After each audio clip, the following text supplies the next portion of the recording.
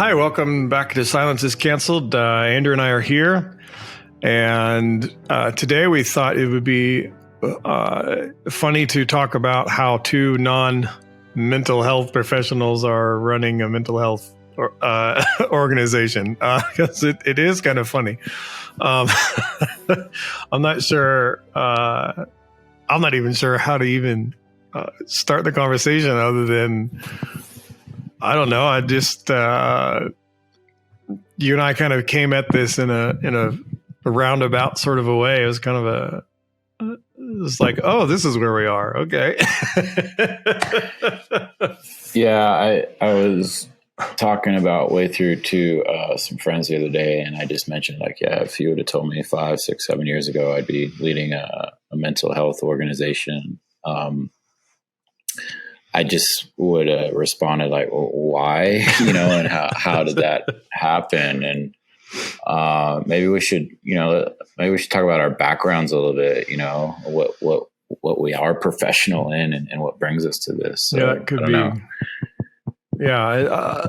I know for me, my sort of, and we've kind of talked about this, but we're doing what we've always done. We're just doing it with a more of a specific focus, I think. I know for me, I went to school for audio engineering because I wanted to study music, because I wanted to, work in audio, and what that comes out of is a sort of a deep sense of storytelling. And I just wanted to do it with music, maybe. Because I had done, I'd been in the music industry for a while up till then, like starting from high school. I mean, I wasn't like a rock star or anything, but that was my sort of focus. And then sort of stumbled upon, documentary filmmaking through school, and you and I did some stuff together. And so for me, it's just always been about telling really good stories that matter. Mm-hmm. And so, as we were working on your album, then, which will come out at some point in the near to distant future, a lot of your stuff was sort of birthed out of that. So just, we were creating something there. And then for me, it was just kind of a natural progression when you started working on this. It was just like, yeah, I can put my skills here, and we can make this thing work. Yeah, I think that's the interesting part, is the match of skill set to a need. For me, coming at this, having a background in leadership and organizational building, and then certainly in humanitarian work. I was sort of in this gap of just trying to figure out what I was going to do next. I was coming out of my own sort of mental health story. And I remember early in the pandemic, it was like May or June of 2020, you called me, you're like, hey, everything's kind of left your life. How about you just come out here and record some music? And I was like, okay, yeah, I got nothing else going on. So I don't think I was that brutal with it. Maybe.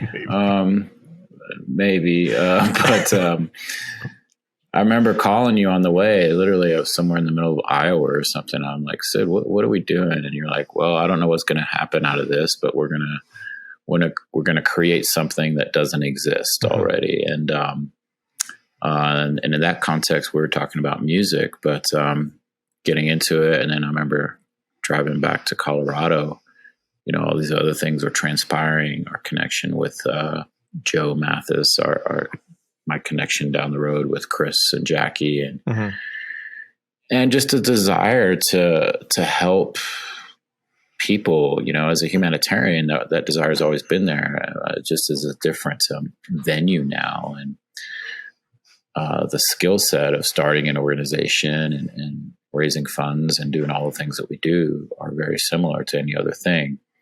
It's just the messaging is a little different. But yeah, I think, for the two of us, we're able to look at the therapeutic world, the mental health world, not as clinicians, but as people who have probably more recently in our lives benefited from those services, but previous to that, maybe been a little bit cynical about those services.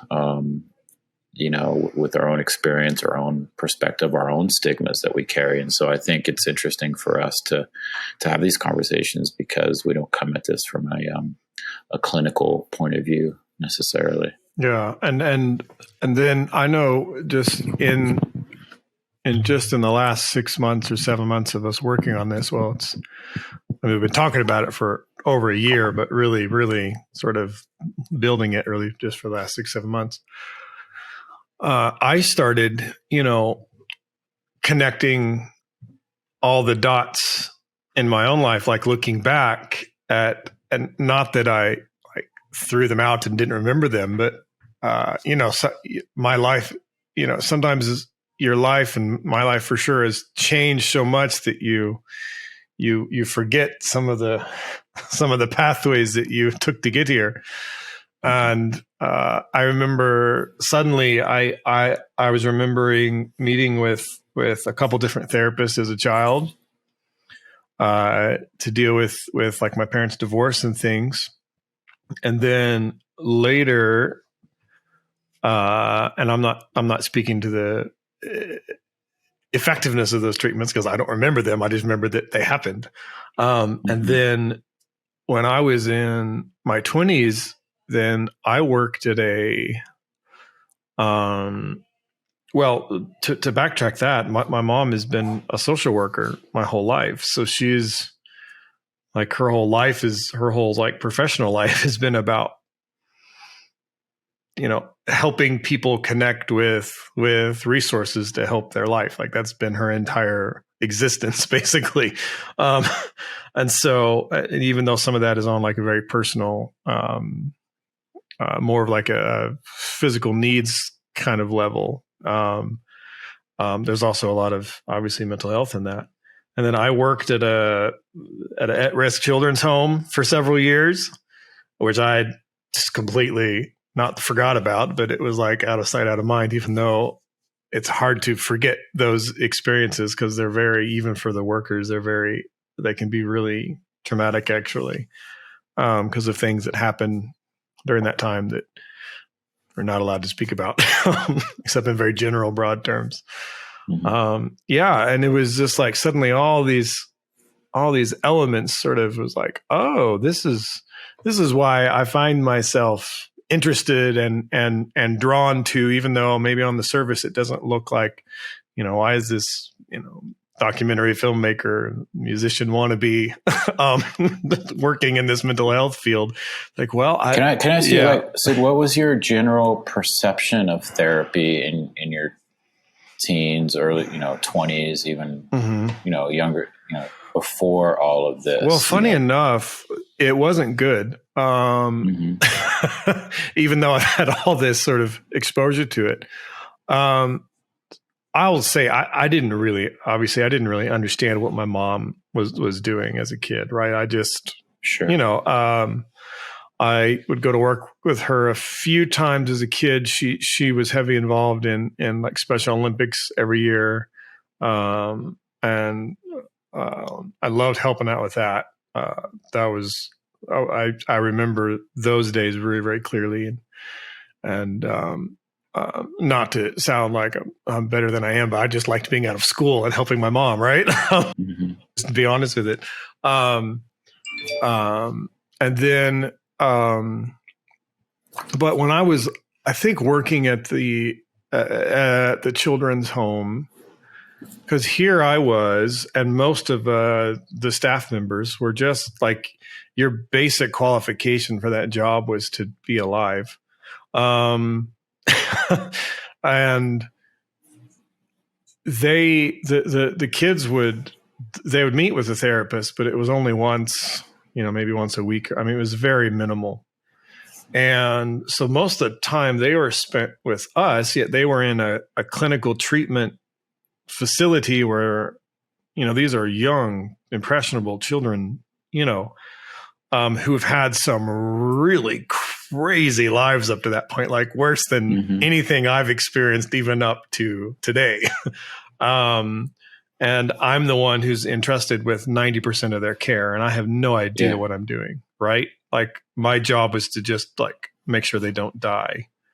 Yeah, it's interesting because I had exposure in college.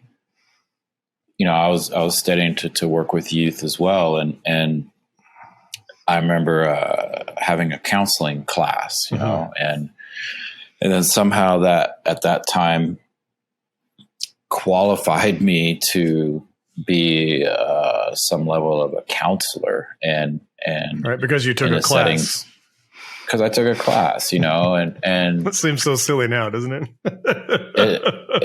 It's not just silly; it's a little bit scary because, like you said, the things that we are exposed to and deal with, and that people go through, are heavy things. And I think, to be fair, there's new science out now and new understandings about different things. But during that time, I remember being sort of, like you said, entrusted with care for others.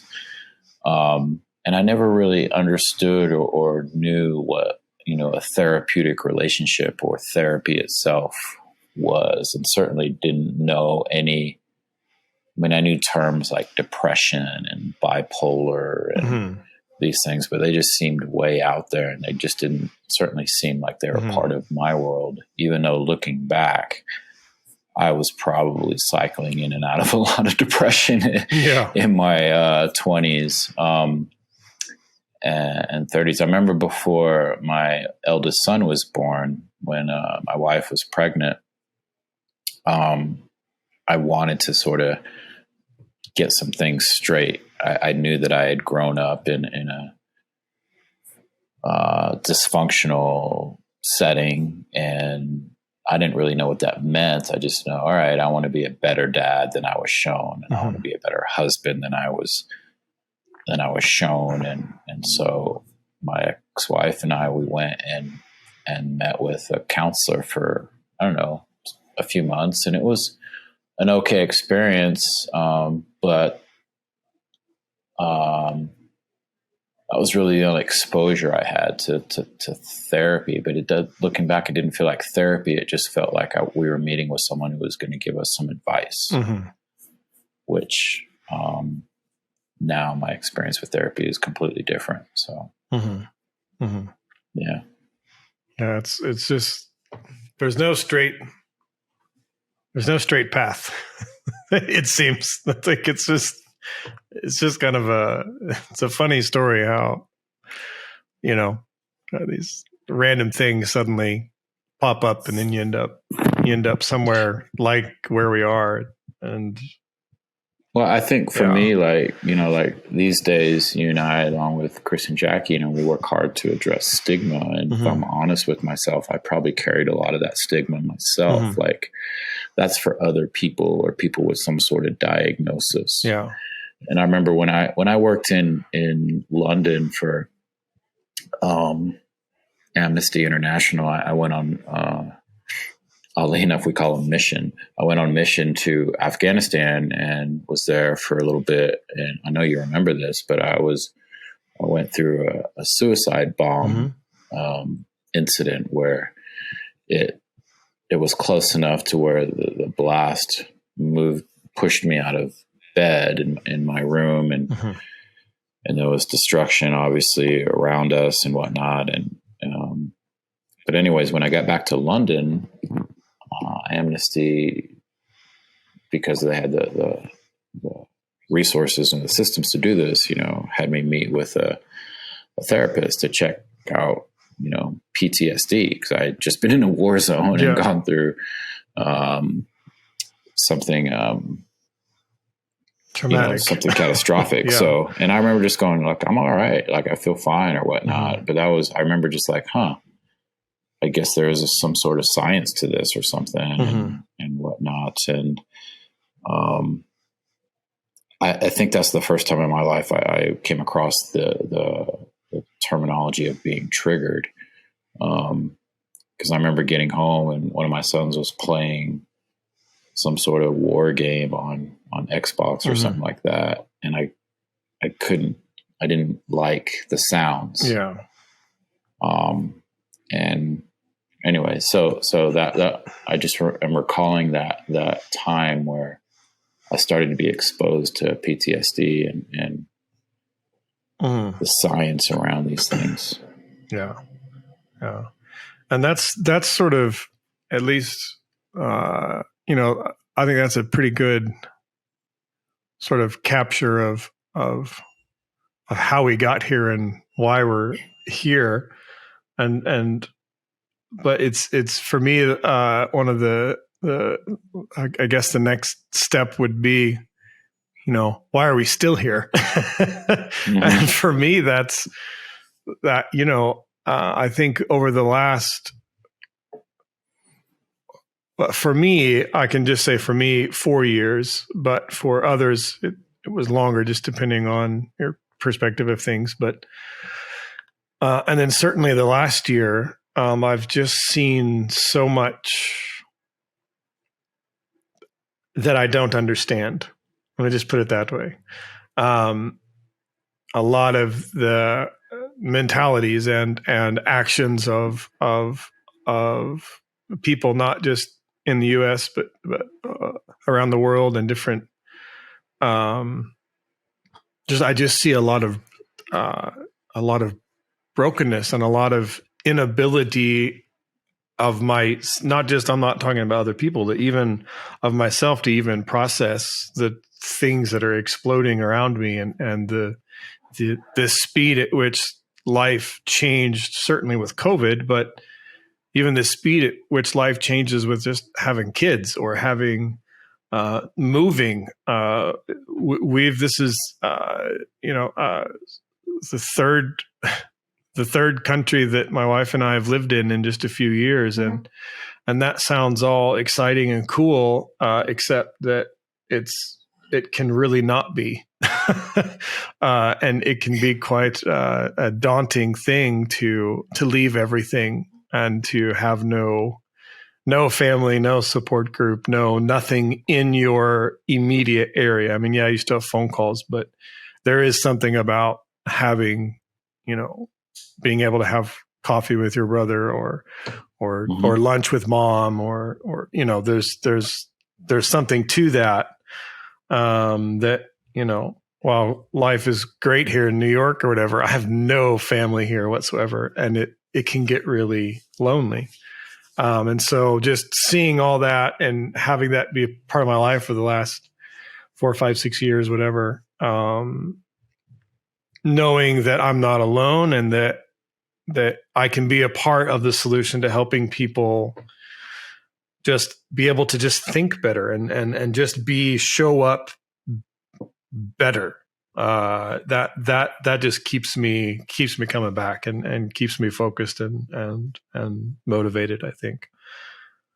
Yeah, I think, as we've already sort of conversed in another podcast, my own story of a breakdown and going through things that I would have never predicted, and recognizing in that breakdown and then post breakdown, I guess, how much trauma, I mean, that's the buzzword these days, but literal trauma I carried in my body, that manifested itself out in self-destructive ways, and coming out of that, realizing, wow, I would not be here unless I got help, and needing that help so desperately, and then getting that help, recognizing that this, my story is not unique. There's a lot of people that are going through life carrying a lot of hurt and pain.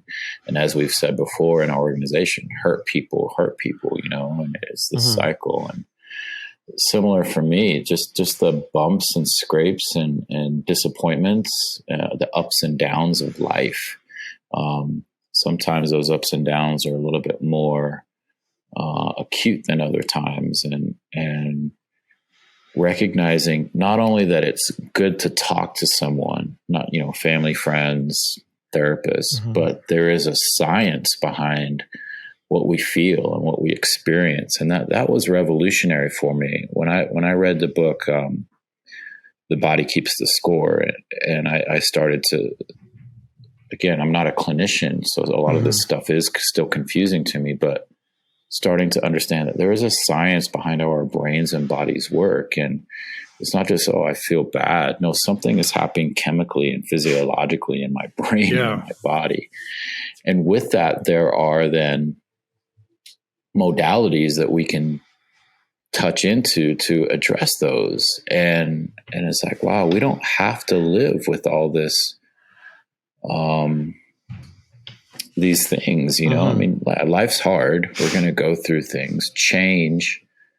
You know, you mentioned your family's been moving, you know, for me, going through a divorce, moving myself. Change seems to be this exposure thing. Like it just opens up you raw and you're like, oh, this is what's wrong with me, or what is wrong with me. And there are ways to get through. And, you know, there are things that therapists are specifically trained in these days to help us heal hurt from the past so that we don't necessarily have to re-experience those hurts in the future. And for me, that was kind of just like eye-opening. I'm like, wow, more people need access to that, those types of things. And that's why I'm still in this, because it's been important to me. And I think globally it can be important and a resource for a lot of other people as well. Yeah. And you and I have both, you know, lost mutual friends and you know, some people outside of our shared worlds, you know, to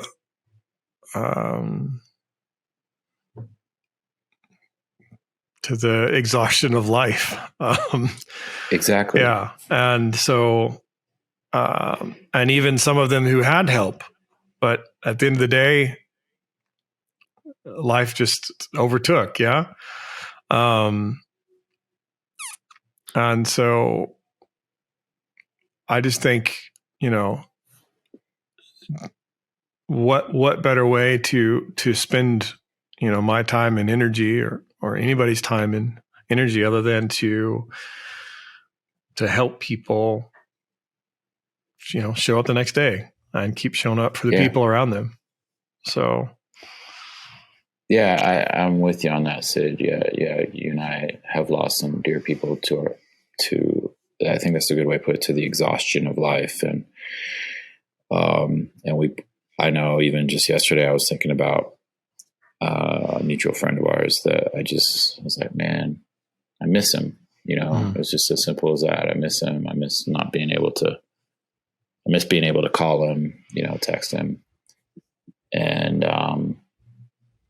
it's just that sadness that life, almost like a tsunami, just enveloped, you know, our friends in these ways. And if there could have been something to stem that tide, I think we recognize there are things, you know, to stem those tides. And so we keep on keeping on and doing what we do, not only for others, but also I think for our own capacity to keep living and keep parenting and keep being who we are. So, yeah, I mean, I think one of the great motivators to keep going is to help other people. And so, yeah, cool. Well, I think we got that captured.